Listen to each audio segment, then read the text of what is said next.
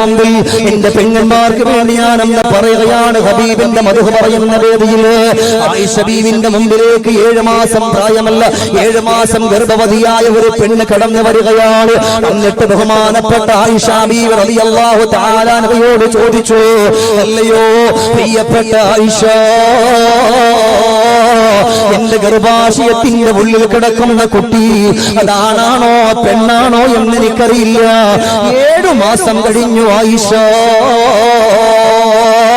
ആ കുട്ടി ദുനിയാവിന്റെ പുറത്തേക്കൊന്ന് കടന്നു വന്നാൽ പടച്ചവനെ ഓർക്കുന്ന മകനാകണം ആയിഷ.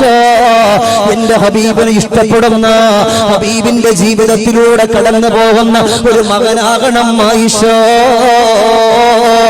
ആ പ്രിയപ്പെട്ട പൊന്നുമകനെ വളർന്നു വരുമ്പോ 10 മാസത്തോളമായാൽ ആ പൊന്നുമോനിക്കായാലും പൊന്നുമോൾക്കായാലും ഞാൻ ജന്മം കൊടുക്കുമ്പോ അങ്ങ് വൈകല്യങ്ങളില്ലാത്ത, കാല് വളയാത്ത, കണ്ണിന് കാഴ്ചയില്ലാത്ത, ശരീരത്തിന് രോഗം വരാത്ത നല്ല പൂർണ്ണ വളർച്ചയെത്തിയ ഒരു കുട്ടിക്ക് ജന്മം കൊടുക്കാ ഞാൻ എന്ത് ചെയ്യണം ആയിഷ?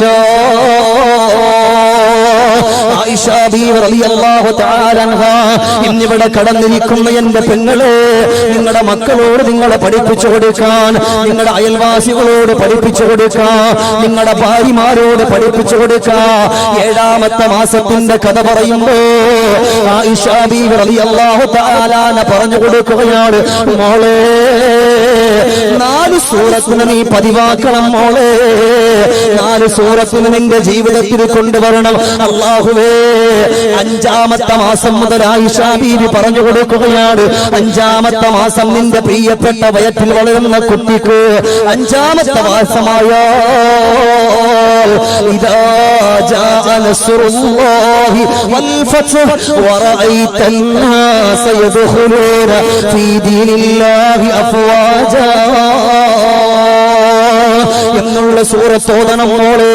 6ാമത്തെ മാസം ഒന്ന് കടന്നു വന്ന സൂറത്ത് മറിയം നീ ഓതണം മോളെ. അത് മുടക്കല്ല, നല്ലതുപോലെ അച്ചടക്കത്തോടെ ഒരേ ഇരുത്തത്തിൽ ഇരുന്ന് ഓതാൻ കഴിഞ്ഞ നിന്റെ കുട്ടിക്കൊരു അംഗവൈകല്യം വരൂല പെണ്ണേ എന്ന് പറഞ്ഞു കൊടുത്തുകൊണ്ട് 7ാമത്തെ മാസത്തിൽ ഓതാ പറഞ്ഞ സൂറത്തേതാ? أعطيناك الكوثر فصل لربك وانحر إن شانئك هو الأبتر. 7ാമത്തെ മാസത്തിന്റെ കഥ പറഞ്ഞു. 8ാമത്തെ മാസം അവിടെ 8ാമത്തെ മാസത്തെ പറ്റി പഠിപ്പിച്ചു കൊടുക്കുകയാണ്. പെണ്ണെ, 8ാമത്തെ മാസം എത്തിയാ മോളെ നീ ചെയ്യേണ്ടുന്ന എന്തെന്നറിയോ?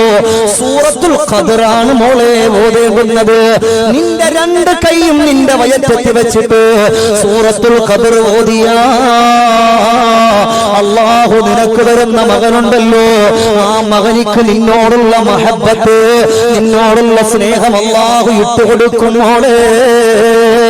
9ാമത്തെ മാസം എത്തിയാൽ ഓതണം പെണ്ണെ സൂറത്ത് യാസീൻ എന്ന് ഓതിപ്പോയാ നിനക്ക് രക്ഷയാണ് മോളെ.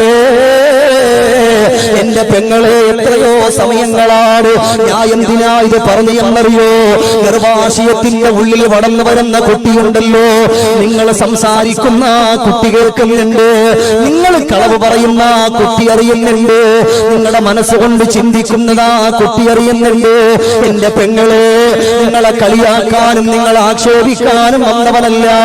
നിങ്ങളുടെ വയറ്റിന്റെ ഉള്ളിൽ കിടക്കുന്ന കുട്ടിയുമായി സീരിയലുകളുടെ മുമ്പിൽ നിങ്ങൾ കടന്നിരിക്കുന്ന ഒരു പെണ്ണാണോ? സിനിമകളുടെ മുമ്പിൽ കടന്നിരിക്കുന്ന ഒരു പെണ്ണാണോ? വല്ലാഹി വല്ലാഹ് ആ കുട്ടി നിനക്ക് ഉപകരിക്കൂല ഉമ്മ. ആ കുട്ടി നിങ്ങളുടെ വഴിയിലൂടെ കടന്നു വരില്ല. അങ്ങനെയുള്ള മക്കളെ കൊണ്ടാണ് നാളെ നിങ്ങളെ തലവേദനയായിട്ട് കടന്നു പോകുന്നത്. കാരണം ഗർഭാശയത്തിന്റെ ഉള്ളിൽ കടന്നു വരുന്ന കുട്ടി, ആ കുട്ടിക്ക് നല്ലത് മാത്രമാണ് കേൾപ്പിക്കേണ്ടുന്നത്. പടച്ചവനെ മൊബൈലിലൂടെ പടച്ചവന്റെ ഖുർആനും ഇട്ടുവെച്ചിട്ട് 5 മിനിറ്റ് കേൾക്കാൻ ഗർഭിണികളായ പെങ്ങളെ നമുക്കൊന്ന് കഴിഞ്ഞു പോയാ നിങ്ങളുടെ വയറ്റിന്റെ ഉള്ളിൽ കിടക്കുന്ന കുട്ടി സന്തോഷവാന്മാരാവുകയാണ്.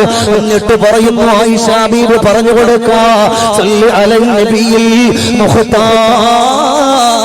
മുഖ്താർ നിന്റെ പ്രസവത്തിന്റെ സമയം അടുത്തുവെന്ന് നീ മനസ്സിലാക്കിയാൽ പൊന്നുമോളെ, മദീനത്തിന്റെ രാജകുമാരന്റെ പേർക്ക് നീ സ്വലാത്ത് അധികരിപ്പിക്കണം മോളെ. ആ കുട്ടി നിനക്ക് ഉപകരിക്കും എവിടെയെന്നറിയോ? ഫിദ്ദുനിയാ വൽ ആഖിറ, ദുനിയാവിലും ആഖിറത്തിലും നിനക്ക് ഉപകരിക്കുമെന്ന് ഉമ്മുൽ മുഅ്മിനീൻ ബീവി ആയിഷത്തു സിദ്ദീഖ, അറക്കപ്പറൈ ബീവി ആയിഷത്തു സിദ്ദീഖ റളിയല്ലാഹു തആല. ഇതൊക്കെ നമ്മൾ ജീവിതത്തിൽ കൊണ്ടുവരേണ്ടുന്ന വിഷയം. അല്ലാതെ നിങ്ങൾ വെറുതെ ഏതായാലും ഇപ്പൊ മൂപ്പർ അങ്ങനെ പറഞ്ഞില്ല, ഒന്ന് ചെയ്ത് നോക്കാം, അങ്ങനെ നോക്കരുത്. അത് ജീവിതത്തിൽ കൊണ്ടുവരണം, അത് പ്രാവർത്തികമാക്കണം. പെങ്ങളെ, നിങ്ങൾ അങ്ങനെ ചെയ്തിട്ട് നോക്കി. അങ്ങനെ ഒരു പെണ്ണുണ്ടെങ്കിൽ കുറെ നാളുകൾ കഴിഞ്ഞ് ആ മക്കൾക്ക് 20-26 വയസ്സാകുമ്പോ ഇത് നിങ്ങൾ ചെയ്തൊരു പെണ്ണാണെങ്കിൽ നിങ്ങൾ അപ്പൊ ഞാൻ ജീവിച്ചിട്ടുണ്ടെങ്കിൽ ആരോടെങ്കിലും പറഞ്ഞിട്ട് എന്നോട് പറയും, നിങ്ങൾ പറയും നിങ്ങളുടെ മക്കൾ നന്നായി എന്ന് ഉറപ്പാണ്. നിങ്ങൾ പറയും പെങ്ങളെ, നിങ്ങളുടെ മക്കൾ നന്നായി നിങ്ങൾ പറയും, ഉറപ്പാണ്, 100% ഉറപ്പാണ്. അള്ളാഹു നമ്മുടെ മക്കളെ മാതാവിനും പിതാവിനും ഇഷ്ടപ്പെടുന്ന മക്കളാക്കി അള്ളാഹു തആല മാറ്റട്ടെ. അതിന് ഹബീബിനെ പറ്റി, ഗർഭവതികളായ ഉമ്മമാർ ഹബീബിന്റെ മദ്ഹ്, ഹബീബിനെ പറ്റിയുള്ള പാട്ടുകൾ, ഹബീബിനെ പറ്റി എന്തൊക്കെയാണോ ചെയ്യാൻ പറ്റുക അത് മുഴുവനും ചെയ്യുമ്പോ വയറ്റിലുള്ള കുട്ടി സന്തോഷവാനായിട്ട് കടന്നു വരും. അതുകൊണ്ടല്ലേ എല്ലാ ഒരാക്കളും പഠിപ്പിച്ചത് അല്ലിമു ഔലാദകും മുഹബ്ബത്തൻ ലിറസൂലില്ലാഹ്, അള്ളാന്റെ ഹബീബിനോടുള്ള സ്നേഹം. പെങ്ങളെ, എന്റെ പ്രിയപ്പെട്ട വാപ്പമാരെ, നിങ്ങളുടെ മക്കൾക്ക് നിങ്ങൾ പഠിപ്പിച്ചു കൊടുക്കും. അള്ളാഹുവേ, ഞാൻ ഇടയ്ക്കിടയ്ക്ക് ദുആ ചെയ്യാൻ കാരണം ഇത് റസൂലുള്ള കാണുന്ന സദസ്സാൻ. അള്ളാഹുവേ, ഞങ്ങൾക്ക് ഹബീബിന്റെ ഷഫാഅത്ത് കിട്ടുന്നവരിൽ ഞങ്ങൾ ഉൾപ്പെടുത്തണേ റഹ്മാനെ. മനസ്സിൽ തട്ടി പറയും ബാപ്പ, അൽഹംദുലില്ലാഹ് നിങ്ങൾ പറയുന്നുണ്ട് ഒന്നും കൂടെ ആവേശത്തിൽ. അള്ളാഹുവേ, ഹബീബിന്റെ ഷഫാഅത്ത് കിട്ടുന്നവരിൽ ഞങ്ങളെ ഉൾപ്പെടുത്തണേ റഹ്മാനെ. ഇല്ലേ, മക്കൾക്ക് പഠിപ്പിച്ചു കൊടുക്കണം. പുണ്യ നബിയെ, നിങ്ങളൊന്ന് ചെയ്തു നോക്കി പെങ്ങളെ. 3 വയസ്സ് 4 വയസ്സുള്ള മക്കളെ അരികിൽ വിളിച്ചിരുത്തിയിട്ട് അള്ളാന്റെ ഹബീബിന്റെ പേര്, മോനെ മുത്ത് നബിന്റെ പേര് ഇന്നതാണ്, ബാപ്പയുടെ പേര് ഇങ്ങനെയാണ്. പെങ്ങളെ, നിങ്ങളാണ് ആദ്യത്തെ മദ്രസ, നിങ്ങളെ മടിത്തട്ടിൽ നിന്നാണ് ആ മക്കൾ പഠിക്കേണ്ടുന്നത്. മോനെ, അള്ളാന്റെ ഹബീബിന്റെ ജീവിതം ഇങ്ങനെയായിരുന്നു എന്നൊക്കെ ആ മക്കളോട് പഠിപ്പിക്കുമ്പോ ആ മക്കൾ ഉമ്മ എന്ന് വിളിക്കുന്ന ആ ഒരു വിളിക്കൊരു ആനന്ദം കിട്ടും. ബാപ്പ എന്ന് വിളിക്കുന്ന, ഞാൻ ഒരിക്കലും ബാപ്പാരെ കുറ്റം പറയില്ല, അവര് സാധുക്കളാ, അവര് നേരം വെളുത്തവർ എഴുന്നേറ്റ് പോകും. ഈ മക്കളെ നോക്കിയിട്ട് വീട്ടിലിരിക്കാൻ പറ്റൂല. വീട്ടിലുള്ള നിങ്ങളാ പെങ്ങളെ, നിങ്ങൾ നിങ്ങളുടെ വീട്ടിലുള്ളപ്പോ നിങ്ങളാണ് നിങ്ങളുടെ മക്കൾക്ക് പഠിപ്പിച്ചു കൊടുക്കേണ്ടുന്നത്. അതിന്റെ ബാധ്യത എന്റെ പ്രിയപ്പെട്ട പൊന്നു പെങ്ങന്മാർക്കാണ്. നിങ്ങൾ അങ്ങനെ ചെയ്തു നോക്കി, എന്നിട്ട് നിങ്ങളുടെ മക്കൾ നന്നായിട്ടില്ല എന്നുണ്ടെങ്കിൽ പിന്നെ നിങ്ങൾ ഒരു വാദനം വേണ്ട. നിങ്ങൾ നല്ലതുപോലെ ചെയ്യും. നിങ്ങളുടെ മക്കളോട് അല്ലാഹുവിന്റെ ഹബീബിന്റെ ജീവിതം പഠിപ്പിക്കും. എന്നാ രക്ഷപ്പെട്ടില്ലേ? സമയമില്ല, ഒരുപാട് ചരിത്രങ്ങളുണ്ട്. എന്നാലും പെട്ടെന്ന് പറഞ്ഞു പോവുകയാണ്. സമർക്കന്തിലുള്ളൊരു പൊന്നുമകൻ, 6 വയസ്സുള്ള പൊന്നുമകനെ ഉമ്മ വിളിച്ചു. 6 വയസ്സുള്ള മകനെ വിളിച്ചിട്ട് ഉമ്മ പഠിപ്പിച്ചു കൊടുത്തു. മോനെ, നമ്മുടെ നബിയുടെ പേരറിയോ? മുഹമ്മദുർ റസൂലുള്ളാഹി സ്വല്ലല്ലാഹു അലൈഹി വസല്ലം തങ്ങളാണ്. ആ ഹബീബിന്റെ ഉമ്മാന്റെ പേരറിയോ? ആമിന എന്നാണ്. ഉപ്പയുടെ പേരറിയോ? അബ്ദുള്ള എന്നാണ്. ഇന്നിങ്ങനെ കുട്ടിക്ക് ഇങ്ങനെ പറഞ്ഞു കൊടുത്തു. 6ാമത്തെ വയസ്സിലെത്തി കുട്ടിക്കത് പഠിപ്പിക്കുമ്പോ മുത്തുനബിയോട് വല്ലാത്തൊരു സ്നേഹം, വല്ലാത്തൊരു ആഗ്രഹം. 7ാമത്തെ വയസ്സാകുമ്പോ കുട്ടി കടന്നു വരികയാണ്. ഉമ്മയുടെ മുമ്പിലേക്ക് വന്നിട്ട് പറയുന്നു, ഉമ്മ, എനിക്കെന്റെ റസൂലുള്ളാഹിന്റെ അടുക്കൽ പോകണമുമ്മ.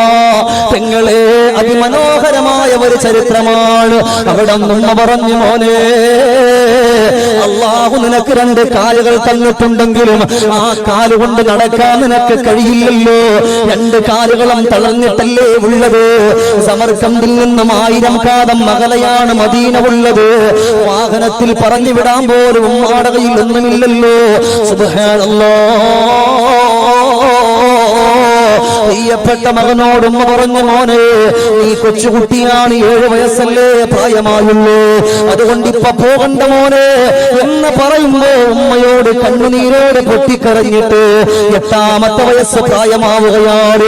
പൊന്നുമകൻ അവിടെ നിന്ന് കരഞ്ഞു കലങ്ങുന്ന കണ്ണുകളോട് ഉമ്മയുടെ സവിധത്തിലേക്ക് വന്നിട്ട് വിളിക്കുന്നു, ഉമ്മ,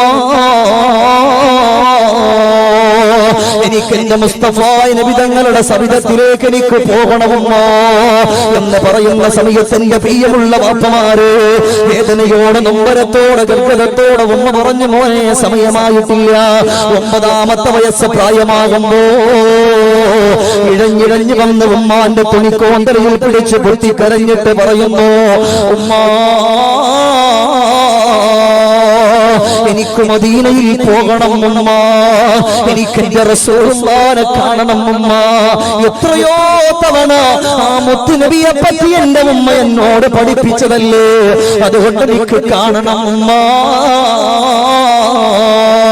മുത്തുനബിയോടുള്ള അതിരറ്റ സ്നേഹമാ പൊന്നുമകന്റെ ഹൃദയത്തിന്റെ ഉള്ളിൽ കണ്ടപ്പോ ഉമ്മ അവിടെ അനുവാദം കൊടുക്കുകയാണ്. പെങ്ങളെ, നമ്മുടെ വീട്ടിന്റെ ഉള്ളിലുള്ള ഒരു കുട്ടിക്ക് കാലിന് ചെറിയ ഒരു സ്വാധീനമില്ല എന്നുണ്ടെങ്കിൽ ആ കുട്ടിയുടെ പിന്നാലെ പോകുന്ന ഉമ്മ,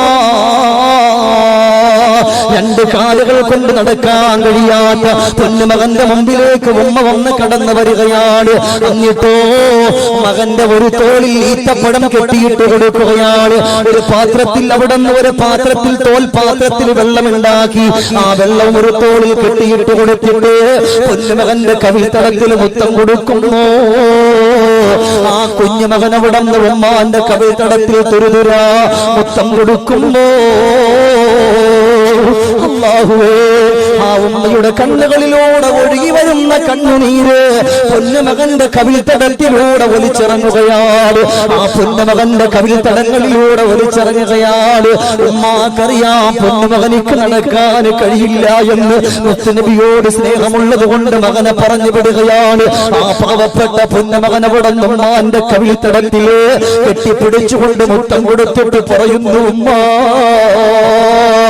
ഉമ്മാ, ഇനി ഒരു പക്ഷേ നിങ്ങളുടെ പൊന്നുമോന് തിരിച്ചു വന്നില്ലെങ്കിൽ നാളെ പടച്ചവന്റെ മഹുശറയിൽ വെച്ചിട്ട് നമുക്ക് കാണാം ഉമ്മാ എന്ന് പറഞ്ഞുകൊണ്ട് അവിടെ നിന്ന് പൊട്ടിക്കരഞ്ഞിട്ട് യാത്ര തിരിക്കുകയാ. പെങ്ങളെ, നടക്കുകയല്ല, മകനവിടെ നിന്ന് തോൽപാത്രവും ഈത്തപ്പഴവുമായിട്ട് അവിടെ നിഴയുകയാണ്. അവിടെ നിന്ന് ഉമ്മ വീട്ടിന്റെ വെളിയിലേക്കൊന്ന് കടന്നു വന്നു. എത്രയായാലും ഉമ്മയല്ലേ, ഇരിക്കുന്ന എന്റെ പൊന്നുപെങ്ങന്മാർ കരയില്ലേ.